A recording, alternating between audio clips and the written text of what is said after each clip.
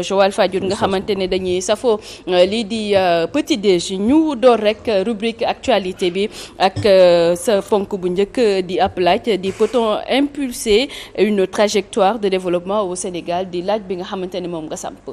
Oui, c'est mes petits frères qui m'ont un petit peu inspiré dans la lignée de leurs échanges.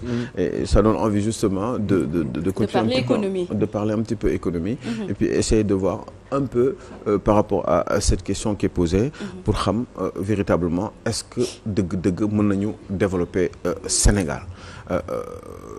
Boo gisee ma laajte loolu c'est parce que tout à l'heure ñu ngi doon waxtaan lu bari sur les ressources du pays, sur les ressources naturelles je parle bien et les ressources aussi humaines parce que je crois que ni loolu sax mooy njëkk ressources humaines cim réew bu naree développé évidemment on aurait pu un petit peu faire un petit peu dellu ginnaaw tuuti ci la révolution industrielle, comment les pays industrialisés se sont développés. te affaire bi amul ñaar benn système la ñu am ci àdduna bi benn système boobu moom mooy dox pour loolu il faut nga am xam-xam et puis nga am ay xam-xam mooy xam-xam et puis nga am ay moyens des moyens financiers bu lay permettre effectivement sa xam-xam boobu nga mën ko mettre en exergue te loolu pour loolu il faut réew bépp bu nga xam ne dafa bëgg a développer mu def loolu léegi nag xam-xam moo lay jox xaalis d'abord boo amee xaalis te amoo xam-xam xaalis boobu dafay na sa xaalis c'est d'une évidence. Regardez tous ceux qui ont eu de l'argent dans nos pays qui sont devenus qui étaient des bon peut-être sax dañu leen doon wooye ay champions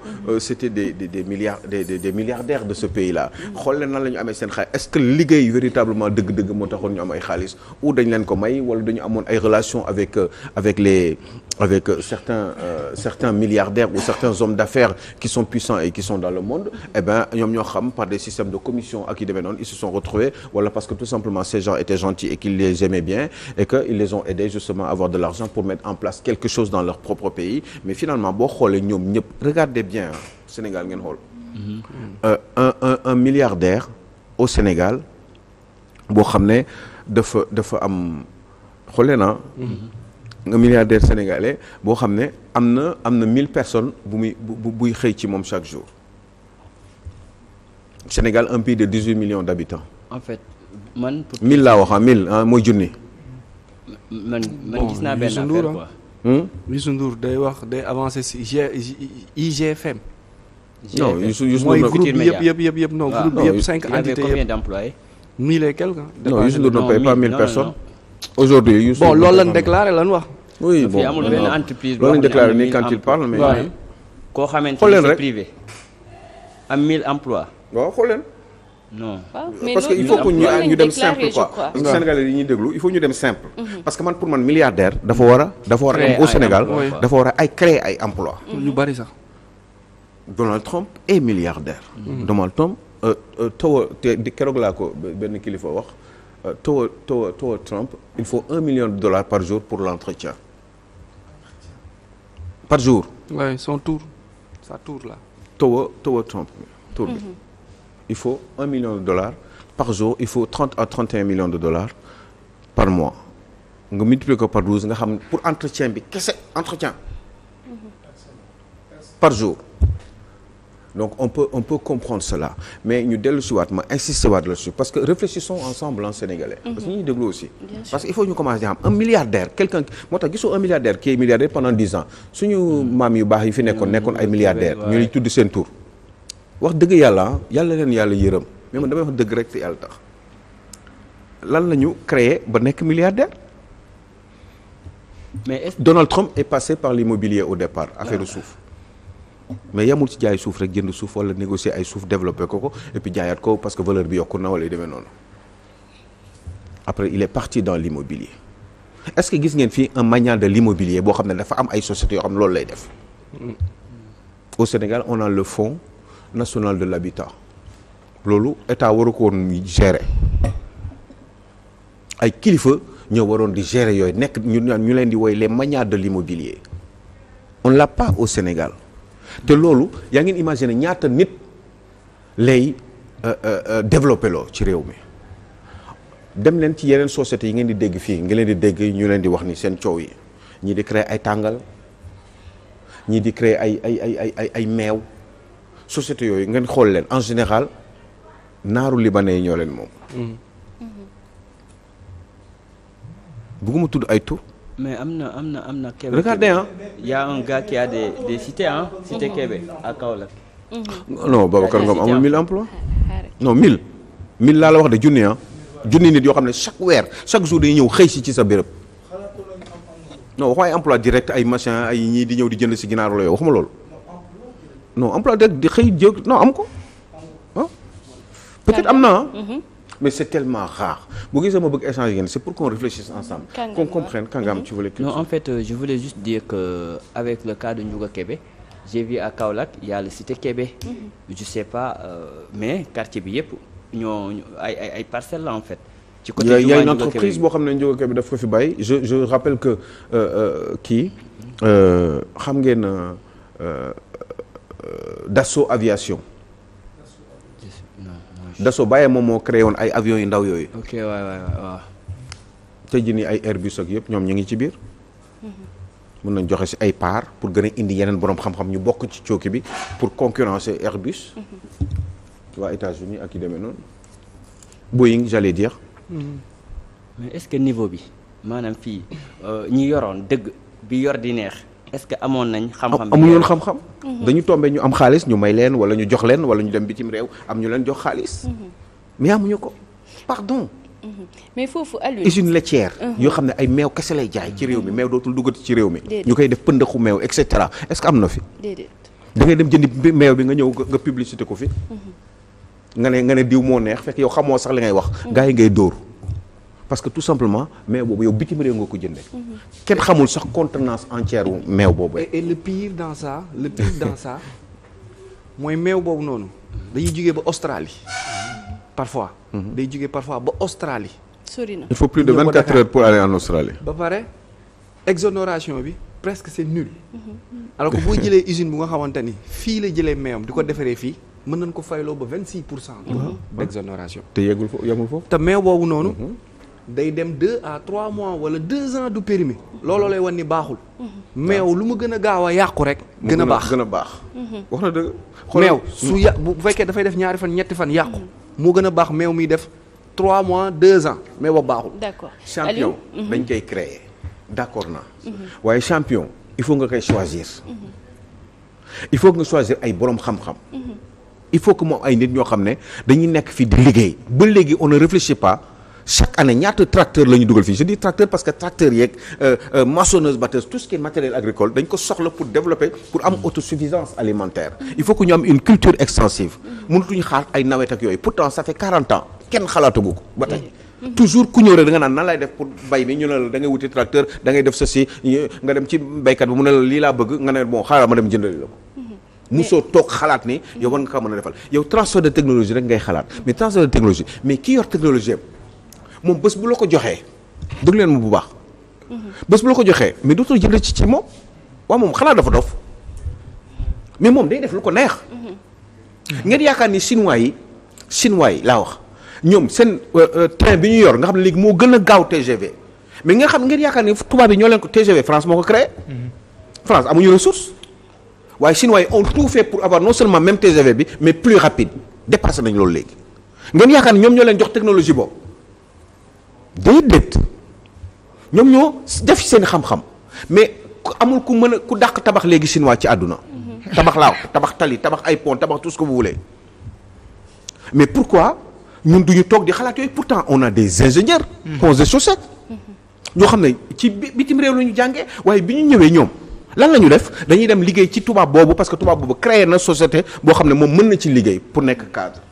grand nga baal ma de mais Ablaye Cissé mi créé missile bi wallahi démb 22 heures la ma woo ne ma paate benn kilifa woowu guma est-ce que man du ma génn dëkk bi je vous assure bi laay wallahi je suis dégoûté quand j'entends ça ma ne ko bon li ma ko wax sax jaru ko parce que loolu mooy waxtaan bi lii la ma wax nii da ngay wax li sama xel dem ci ma placé foofu sànq kii dafay wax tracteur sama xel ak bi ñuy commencé kii bi sama xel dem si Cheikh Amar maintenant on parle même plus de lui maintenant sama xel dem si également si Ahmed Amar Enema Sanders et que foofu également lan nga si xalaat mooy que ni bu fekkee ne entreprise dafa am par exemple borom entreprise bi wala ki nga xamante ne moom lañ fa tegoon en général bu fa nekkatu rek parfois entreprise bi dafay day nax saay surtout entreprise familiale te pourtant entreprise familiale boo xamante ne qui employait des milliers et des milliers de personnes également Ahmed Amar ñu koy ñaanal fi nga xamante ne fa la nekk quand même mu doon fi mu gën ci moom société bi jaay ginaar wala muy jaay farine du bëgg beneen société créé waat am na ay boroom xam-xam yu nekk ci suufu ñoom Ahmed Amar yooyu nga xam ne tey làqu nañu te seeni doom wuutu leen ñoo xam ne ñi ngi ci suuf bëgg def la même chose mais mieux parce que tout simplement dañu am xam-xam bi waaye boo demee ci banque bi di demander de l'argent pour ñu lebal la pour nga créer ay mbir def ay proposition indi ay créer ay emploi banque bi c'est pas parce que des fois parce que banque xaalis moom ay intérêt moo ko intéressé bu la lebalee mu gis ci boppam kon mën na ko def waaye banque bi des fois ñoom société yi ñëw ni ngay gis noonu ñooy tere banque yi ñooy wax banque yi boo lebalee diw man li ma yor ci alal ci yow dama koy récupérer parce que xam naa ni man boo lebalee diw yaa ngi may dégg bu baax. xam naa ni man boo lebalee diw day ñëw day nekk sama concurrent après. ils évitent d'avoir des concurrents. donc ñoom dañuy nekk ñoom kese di tourner entre ñoom. ba bis jot ñu làqu seen doom yi du ñu mën a gérer affaire bi. wala ñu làqu ñeneen jël ko continuer dans le même système. ce qui fait que ce sont toujours les mêmes personnes mais du ñu bëgg sori ci mbir mi. boo demee marché HLM tissu yi ñu fay jaay ñoom ñëpp xool leen. ñu ma bëgg laa ne ay courageux lañu parce que loolu rek lañu gis ce sont des gens intelligents mais ils passent toute la journée à toog yor seen soccu ak seen kurus di soccu di xaar nit ñëw pour ñu jaay ko tissu yi nga xam ne béréb sàngam lañ ko jëlee du ñu toog mukk bis jot ñu ne ñoom dañuy regrouper wu xool nan la ñuy def pour créer benn espèce de conglomérat bu leen di permettre ñu dem ci banque jox leen xaalis ñu créer mbir nga xam ne lépp li ñu doon dem jëndi fële bitim réew dugg ci parce que bu ñu dem di jëndi am na si ñoo xam ne ay commerçants yu mag yoo xam ne dañuy dem ci industrie bi xool fi ñuy defaree mbir mi avant ñu koy jënd pour indi ko jaay ko sénégalais yi. foofu aussi am na lobby bi mooy. lobby bi ñi nga xamee ne que ñoom ñooy jugee fii nii. dem jëli ji conteneurs yi. di ñëw. ba ci biir port bi ba fi muy génnee ba fépp foofu yëpp c'est un circuit.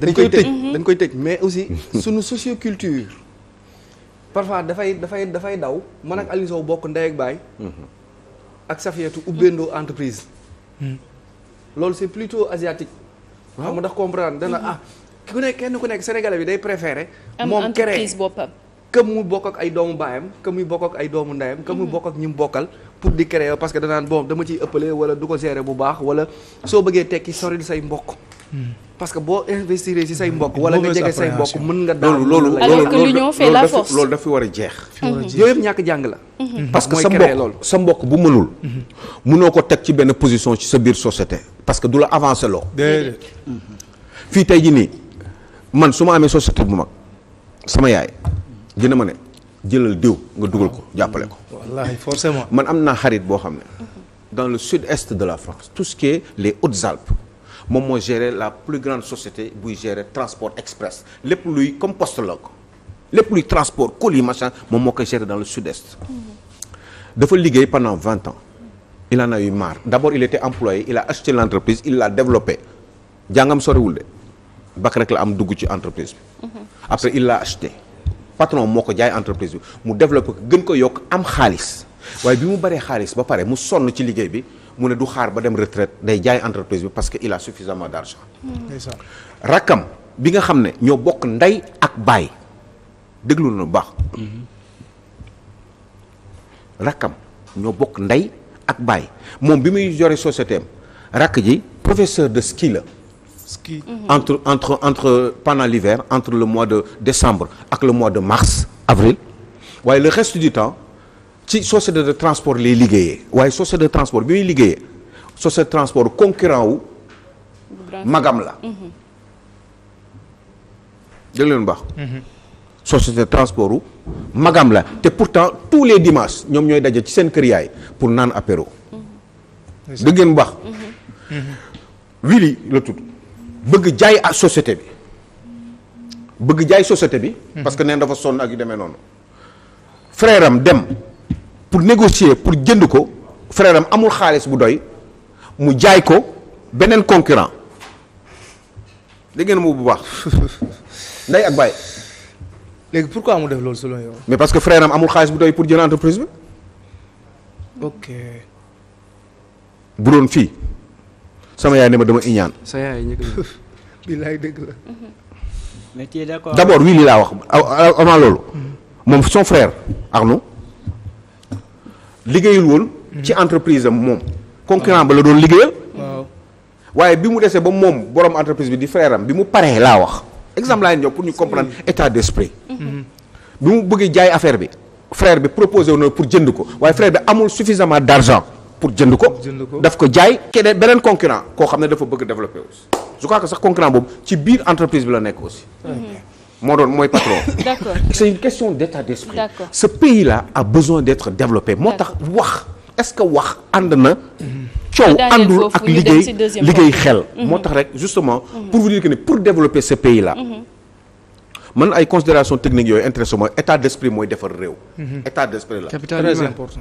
on a des ingénieurs yoo xam ne théoriquement boo leen laajee nan la ñuy defar pont wala la ñuy defar train fii Sénégal ñu wax la ko.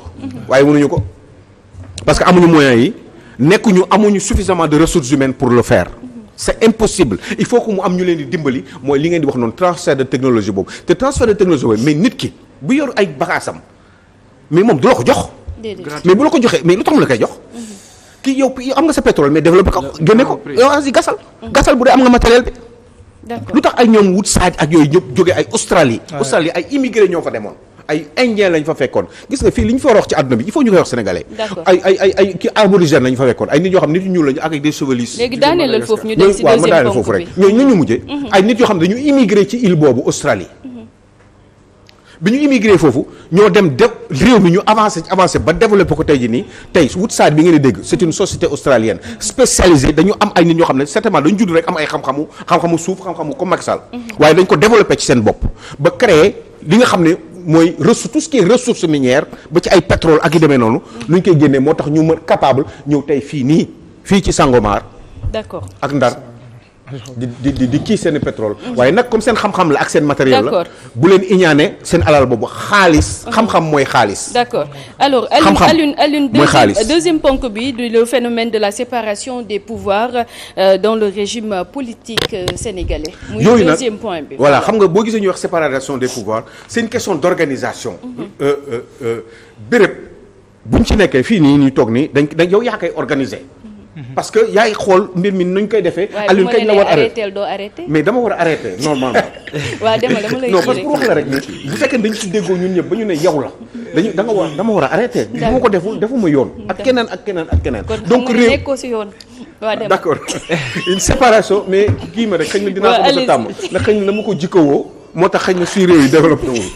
mais juste pour vous dire que ni un pays il s'organise au travers d'un système d'un régime te régime yooyu dafa bari ci àdduna bi moo tax ma ne bi ñu créé régime dañu ne ñetti régime moo am ñetti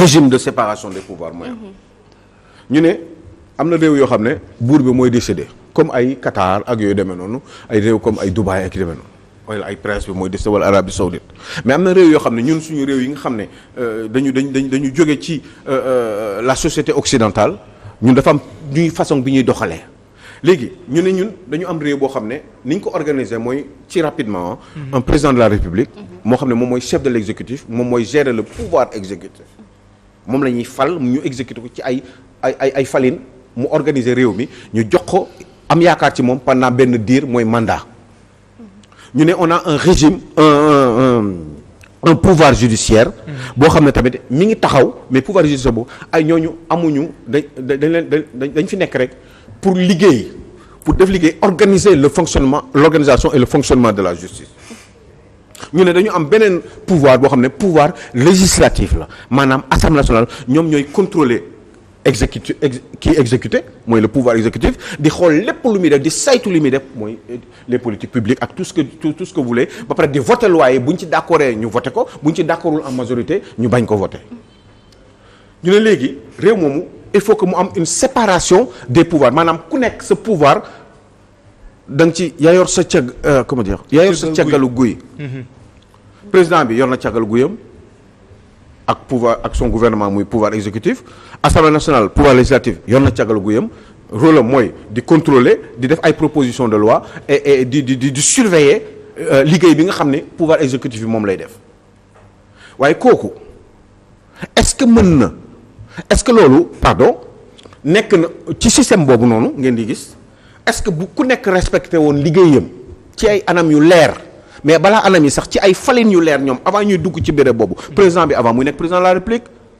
magistrat bi wala ñi nga xam ne ñoom ñoo concerné au pouvoir judiciaire eh bien ñoom tamit seen ñu def seen i liggéey kenn du leen ci entravé ñu ne aussi pouvoir législatif bi député yi ak yi demee noonu kenn du leen laal ñoom dañu am liberté ci seen liggéey te ñu mët ko nag waaye loolu est-ce que am na Sénégal parce que loolu mooy organisation buy équilibrer mbir yi ba nga xam ne ku nekk da ngay lu ñuy wax la spécialisation des rôles en économie ku nekk da ngay def sa liggéey keneen du laal moroom keneen du empêcher moroomam ñu ne est-ce que y a vraiment une séparation des pouvoirs pour mën a organiser doxalin fonctionnement ak organisation doxalinu réew mi mën a tranquille ba ku nekk xam lan nga war a def. léegi yow au Sénégal ban constat nga ci def. Eh ben, il n'y a pas de séparation véritable moi je l'appelle une séparation rigide des pouvoirs à l'instar des États-Unis kenn mënul laal sa moroom. kenn du laal sa moroom nag. ku nekk am nga liberté def lu la neex.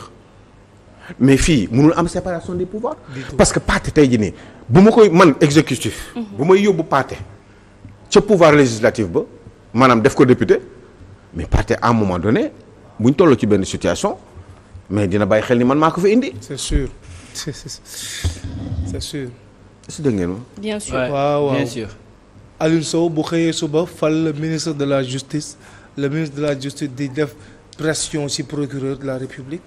entre autres pouvoir voilà certainement nga gis beneen link boo xam ne waru woon am quand il y a véritablement une séparation des pouvoirs mooy le ministre de la justice qui a le contrôle sur le procureur donc qui s'immisce dans le pouvoir judiciaire exactement et le ministre de la justice finalement qui lui, l'exécutif est partout quoi. Ben oui et le ministre de la justice qui lui a un patron qui s'appelle le premier ministre et le premier ministre qui a lui un patron qui s'appelle le président de la République.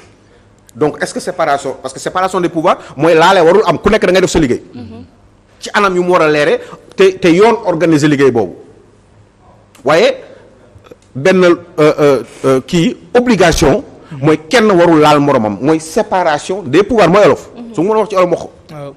waaye pourtant loolu amul parce que c'est le président de la République qui est le patron du premier ministre est le patron du ministre de la justice et le ministre de la justice ñoom sax ñooy nommé procureur ñoo koy nommé. En plus de ça, le président de la République fait partie de ce qui siège au Conseil supérieur de la magistrature. Mais il avait promis que ni bu ñëwee toog doonu ci bokk. Mais magistrat yi il paraît que ñoom ñoo ko ñaan. pour il paraît merci d'avoir dit il paraît. il paraît parce que il suffit de le vouloir yow yaa ko bëgg yow. yaa ko bëggoon yaa ko waxoon mais def ko. c'est simple amul il paraît amul wuy li nga non yow yaa ko promettre am na koo xam ne xëy na daf la voter pour loolu kese. Je vous assure d'une chose. réew bu amul équilibre dans le cadre d'une séparation rigide des pouvoirs. D'accord. mu organiser ko. réew moomu il faut que muy bari ay coow il faut ñuy douter ndax Ousmane Sonko moom moo yónni alkaati yi pour ñu dem wala justice bi pour ñu dem dàq Barthélémy Dias wala déet il faut ñuy douter ni est-ce que Macky Sall moom moo doon yónni justice bi pour muy dàq.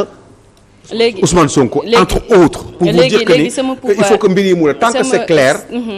Et comme il y a une séparation des pouvoirs et comme il y a fini il faut organiser le travail le débat. Eh ben il y a un patron ou une patronne te nee na la temps bi jeex na. Eh ben bu nee temps bi jeex na il faut absolument tenir compte de la séparation des pouvoirs. te yaa ko fàttali léegi bu ma nee temps bi jeex na temps bi jeex na. temps bi jeex na kon on va s'arrêter tout en remerciant sama nit ñu baax. temps bi jeex na.